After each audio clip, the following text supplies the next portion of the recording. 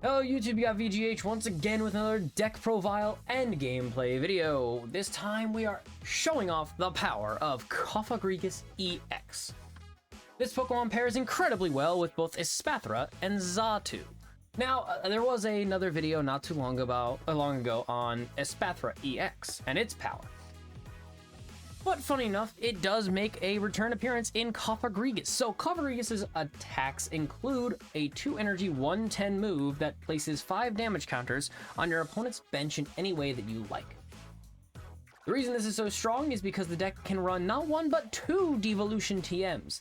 Now the meta does cause for 1 Devolution in most decks in order to counter Charizard deck lists. In this list, it runs 2. Funny about that is if you intentionally get rid of the first one and or use the first one, your opponent may not be suspecting a second one to come down, giving you a free surprise advantage, where your opponent may think they are safe from damage or removing their Pokemon because you've placed damage counters on them but are unable to use De-Evolution because they expect you to have only 1. You can always surprise them with a second one. This also pairs super well into another highly ranked deck, Roaring Moon. If they intentionally use their attack to instantly KO any of your Pokemon, you're able to place 5 damage counters on the bench, so you can scare your opponent into placing 5 damage counters on those Roaring Moons, so that way they are unable to use Frenzied Gouging in order to instantly knock out any of your Pokemon. The reason this pairs so well is because of Espathra's ability. If it needs to go into the active for any means, it makes your opponent need 1 more energy in order to attack with any of their attacks. This incredibly slows down a lot of decks. It also pairs well with Xatu because of its ability, allowing you to place a psychic energy from your hand onto one of your benched Pokemon. If your active is already set up, you're able to set up a benched Pokemon with those energies in order to draw 2 cards. So you have your draw engine, you have your attacker, and you have your backup attacker. All 3 which synergize very well to set up your entire deck. The deck also runs a lot of items that allow you to support those Pokemon very quickly, such as Fog Crystal, Great Ball, and so on and so forth. If you guys would like to see the deck, I'm going to post it right here. And if you guys want to copy the deck list and or take a look at it yourself, just pause the video now and you guys can go create the deck list and test it out for yourself. Let's get into the games and I hope you guys enjoy the video. Alright, so today we do have 3 matches for you guys to see with some very good and prominent meta decks that you guys might be able to see while playing on ladder. So our first matchup will be Lost Zone, Tina, and Arceus. A deck that may not be seen as much in today's current meta, but still relevant enough because of its heavy 280 damaging move that can just set itself up using Arceus. And Arceus' V-Star's power, being able to search any 2 cards out of the deck, make this deck very, very powerful. We start not too well off with Natu, but that doesn't mean we cannot play the match out and see what we get. We hit up a Fog Crystal, we can start setting up all of our cards. This deck does need a little bit of a kind of a setup turn in order to bring everything about, but this very simple turn allows us to get everything we need. As you saw, I will be discarding energies quite a bit during this match, and others, but we run not 1 but 2 Super Rods in the deck, so we are able to easily chuck those energies, those Pokemon, whichever we don't need, and have a very high chance of bringing them back in case they are needed. Usually energies are what we need, so if our Pokemon gets knocked out, or if our cards need to be discarded using Professor's Research, we are able to get them back, as you see with Super Rod right in my hand right there. The deck also runs 3 Great Balls that you may have saw at the beginning of the video there, and those are incredibly helpful in the matchup. We run around 18, I think, Pokemon, and usually a Great Ball will hit something, and almost everything has a very useful ability to use in every match. So hitting Natu, Yamask, Cofagrigus, everything that's in the deck is very useful. We do run 4 field stadium cards, 2 of them being the Old Cemetery, 1 of them being Artazon, and 1 of them being a Path to the Peak. All of them are relatively situational, and they more so assist with us removing a stadium than using a stadium. So we don't really need to worry about them too much. The Path to the Peak, I do think after a little bit of more place testing, could have been removed and replaced with another Artazon, with Mezagoza, with quite a few things, mainly because it more so stopped our abilities with Cofagrigus and Espathra and Mew rather than really helping us. The entire idea for it is to be used to stop my opponent from doing something before I you know, have any issues. You know, I can play it down, stall my opponent for one move, and then my turn, Xatu, draw, and then get another stadium to remove it. Now, over to the game a little bit more in detail, what we're doing here. We were able to set up both Xatu, so our bench is going to be set up with every energy imaginable for the remainder of the game, which allows us to draw 2 cards per Xatu, 4 cards extra a turn, with our extra help with being UEX. So if we end up going less than 3 cards, we can get a draw engine from that as well. Our opponent has removed our Old Cemetery with Path to the Peak, very standard play from Arceus and Giratina lists. So unfortunately, we do end up losing our Mew EX and Cofagrigus and Espathra's abilities, but the damage is still the same. On our first attack, we did get a knockout with that on that Comfey and put 5 damage counters on the Sableye, which after watching the video back, I feel like I should have put the damage counters on the Arceus V-Star. Unfortunately, since I did not, because I was trying to think more like, if we remove the Sableye, we can get 2 prizes and set ourselves up for a single prize, double prize knockout to win the game. But I wasn't thinking too far ahead. That did end up making it a little awkward for me a little later. As of this point, we're just trying to find a few cards in order to do our setup and remove that Path to the Peak so we can use our Cofagrigus and anything else that we may find. Since we were unable to do so, we just decided to go for the attack. This places damage counters on the remaining Sableye in order to get our second prize knockout and put a little bit of damage on that Arceus, which I think, if I remember correctly, mattered, but we're going to watch together and find out. Our opponent puts down the Radiant Venusaur, which I did not know was a part of this deck, but I guess considering Unfair Stamp being a thing, maybe Radiant Venusaur sees a little bit more play. Who really knows? My opponent has already taken damage on the Giratina last turn for 110 damage, so it only has 170 HP left, but the Giratina V-Star seems like their best condition in order to take out Cofagrigus in a single shot. They don't know what I have in my hand, which is the Espathra, and thinking about it differently now, I did do it a tiny bit incorrect in my own opinion, where I could have put up more damage, but everything worked out in the end. He does do his attack, which does 280 damage to take that knockout. Unfortunately, he has to discard a double turbo energy off of his Arceus, which does end up biting him in the butt. Where I should have done this here, I should have put the Yamask forward because we can still use Switch. And then we were able to use our double Xatus in order to put energy on the Espathra from my hand to draw more cards. So I made a little bit of a mistake here, but nothing too crazy. We hit the Iono just so we can try and get rid of Path to the Peak so Espathra becomes more effective. And like I said before, our Super Rod gets us our energy back into the deck, and it also brings back the UEX, so that way I have another option. We remove the remove the Giratina just because of its ability and big damage, and get rid of that thing. So now his Arceus, which unfortunately, due to the stadium removal from Path, Espathra is now able to force him to have 4 energies on Arceus in order to take a knockout. Problem with more energy is equal to more damage with Espathra. Espathra is a 1 Psychic Energy attack that does 30 damage plus 30 more for each energy from the 2 Pokemon combined. So he put 4 energies on that, and I had 3. That would end up doing 240 damage, I believe. And obviously that would just take a knockout. My opponent used Escape Rope. I'm not sure if they wanted to use Escape Rope there, but they conceded red afterwards. So I'm going to assume they didn't mean to do that, and it ended up causing them to lose. So, all right. This is our second game. Nice and easy. We actually end up winning the coin flip, I think, 2 times in a row, so we go first twice in a row. This deck does like going first because it does need a turn to set up. Giving our opponent no mulligans is also pretty nice. Funny thing is, this deck actually does run a Radiant Alakazam, which, in a weird twist of fate, actually is a very usable card due to its ability being a Psychic Energy and a Colorless Energy to attack, but for every card in your opponent's hand, you do 20 damage. A lot of cards, say Iono or even Judge, allow you to force your opponent to have 4 or 6 cards in their hand early game, so you're able to use the Radiant Alakazam to do like 80 or 120 for 2 energy pretty easily. This is another incredibly well-known deck, Miraidon, where, as you can see, my opponent is doing their best in order to set everything up on turn 1. Just a Miraidon for a Mareep and a Raikou, and then they just use a quick Ultra Ball, since they're going to discard their whole hand anyway, getting out a Squawkabilly, and then finding an S-Ball, they get their Iron Hands to set the entire bench up in just a singular move. He goes Electric Generator, hits the double energy, so now his Raikou is able to swing. Another Generator, which whiffs. which is crazy to me. He wasn't able to switch out, which is great for me as well. So he wasn't able to switch out. His Raikou is all set up. I have an Espathra, and that's the best I got. Me being afraid of trying to use Mew EX, failing, and then having nothing to work with, we just use our Professor's Research, get a big hand, and then we just go for the extra draw power on our Xatu, trying to set up our extra Espathra on the bench as much as possible. We've kind of given up on the Cofagrigus here. We weren't expecting to actually get the attacks off with Cofagrigus.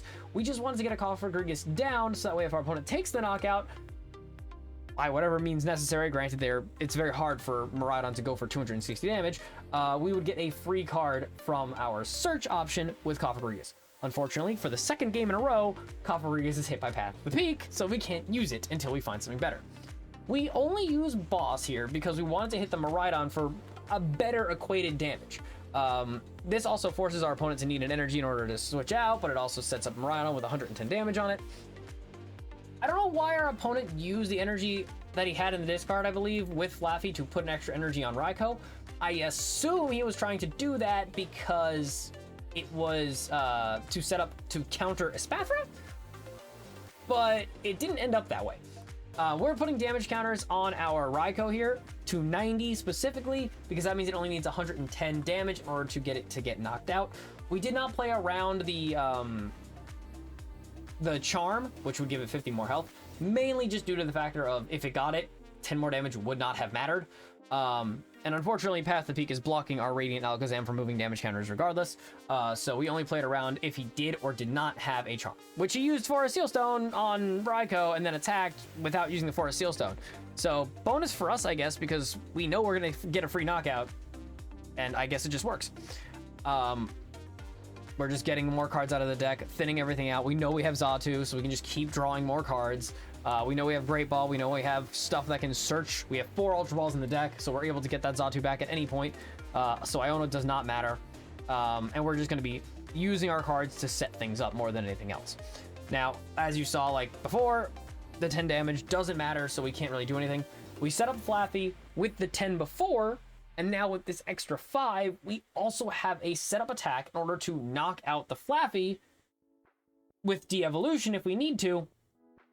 And or here it would be the best form of our Cofagrigus being effective here is hit the Xatu 110, the Zeraora 110, taking the knockout, and then moving 5 damage counters onto Flaffy and taking a double knockout. Unfortunately, our opponent goes Iron Hands, and now we are in a little bit of a state of confusion. Obviously, since this is not a live match, I can't check my discard pile, but I think we only had 1 boss used, and if we found the other one, we'd be in a much better position. This time, we were smart. We pushed the Mew forward, so that allows us to use our Xatu and Xatu in order to set up an Espathra with a boatload of energy, so long as we found it. Very easy setup, Clairvoyant Sense, energy on Espathra. Finds nothing. We can use I was supposed to use Research here. I said it in my head. I remember that what happened here. I said it in my head, use Research, go for 7, and then do better. And then I just blatantly hit the wrong one. But luckily for us, it wasn't too bad because we were just work around it. And just hit for the Psyball for 240. With Path of the Peak in the way, kind of sucked. But he was not getting 4 prizes this turn.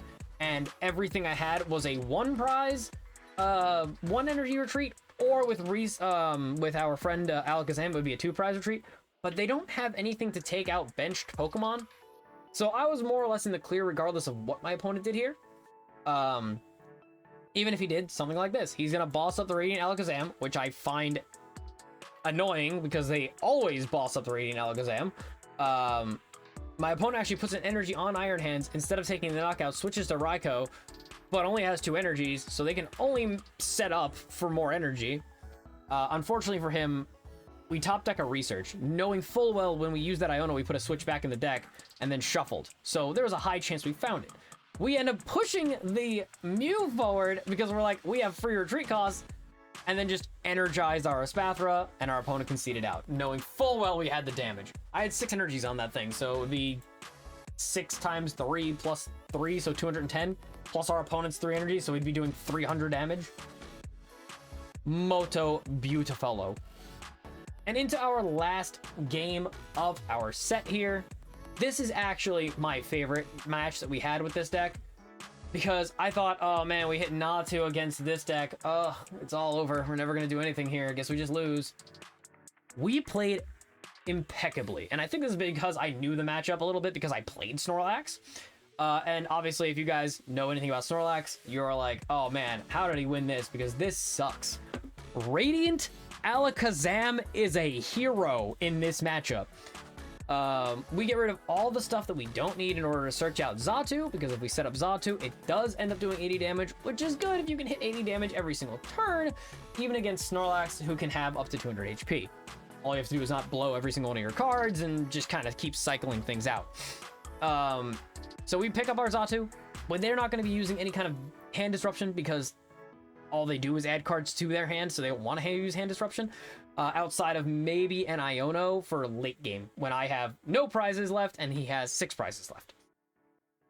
So he hits up the Arven in order to set up his deck, and he just starts setting up normally, as if he was playing in any old regular matchup. Unfortunately, he didn't know he was playing against the weirdest deck of all time. We also hit an escape rope, which allows us to bring up our Alakazam, forcing him to bring up something else. Unfortunately, he brings up Mimikyu, which he can kind of see, you know, doesn't work against my deck at all. I'm actually surprised when he used the Nest Ball, he didn't just get to grab another Snorlax. But we grabbed some stuff. We think for a moment we were going to play that Yamask, and that was like detrimental to me because now he knows that I have a basic Pokemon in my hand, which he can usually use as Erica's Erica's Invitation for. So Erica's Invitation allows him to basically look at my hand, place one Pokemon that's a basic from my hand onto my bench into my active, and then it gets locked there because of Snorlax. I'm not sure if my opponent would have wanted to do that, because if I have Yamask, then I can just use Cofagrigus, and then again, Cofagrigus is 110 plus damage counters, so it would just keep looping anyway. So I don't know if he would want to even do that. I don't know if it was like some 10 out of 10 play, but whatever it was. With my opponent trying to use Rotom to its fullest ability, giving him more cards in his hand, all that was really helping was my Radiant Alakazam to do more damage. Now, is it entirely great to take a knockout against Snorlax?